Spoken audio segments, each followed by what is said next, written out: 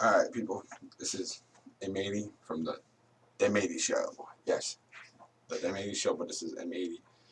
And this is a little segment I'm going to call You Tell Me. Yeah, you tell me. Alright, and this one right here is going to be about, this episode of You Tell Me is going to be about slavery times, you know? And this is what I want to know, people. I'm going to start with the first question is this. Why is the Confederate flag known as the flag for racism and all that stuff, you know? When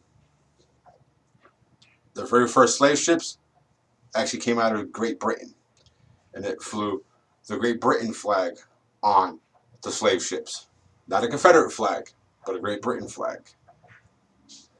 And then eventually the U.S., the United States of America, the United States became involved in slave trading.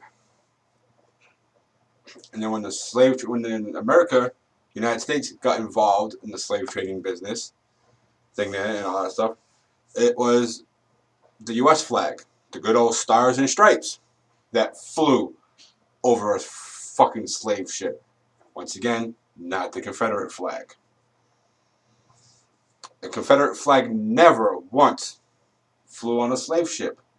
So, if we're going to deem, so you tell me, don't you think that if we're going to deem the Confederate flag as a racist flag, that we should deem the good old red, white, and blue flag as a racist flag too?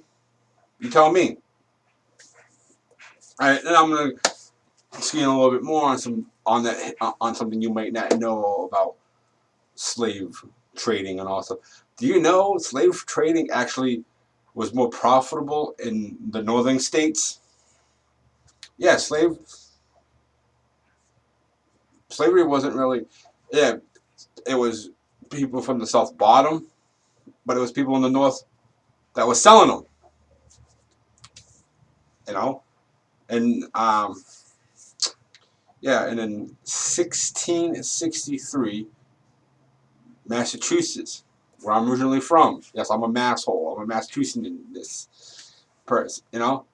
Joined in the slave trading thing that followed by Rhode Island, which Rhode Island turned out to be the biggest slave trading port in America. Yeah. But that right there, people, it's not taught in your history books. It's not well known that Rhode Island was the biggest slave trading port.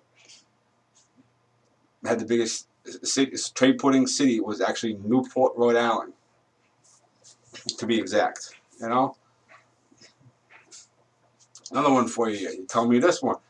Why is it only white people known as racist people when the largest slave trader owner was a black man from Boston, Massachusetts? He resigned in New Orleans, Louisiana, though, and he had the sum of 2,500 slaves of his own race. So, you tell me,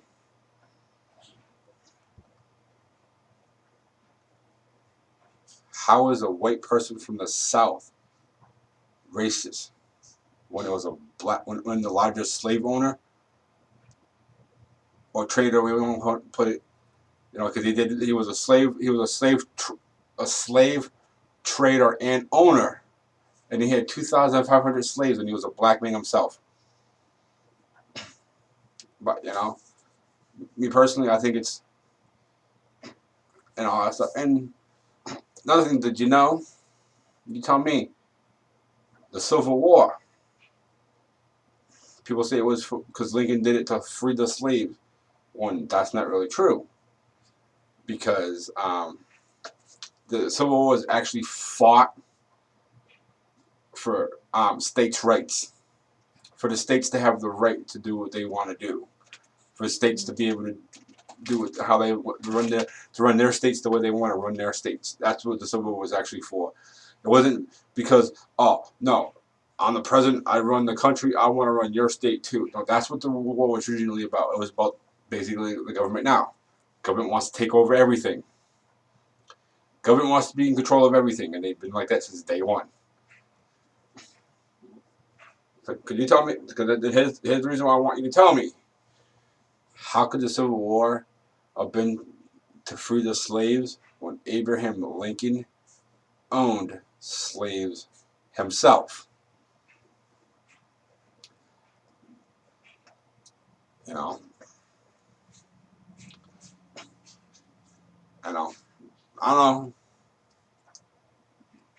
That's all I got for this video. You know, that's all I got for this one this time. But like always, these are just my opinions. And if you don't like them, you can fuck off.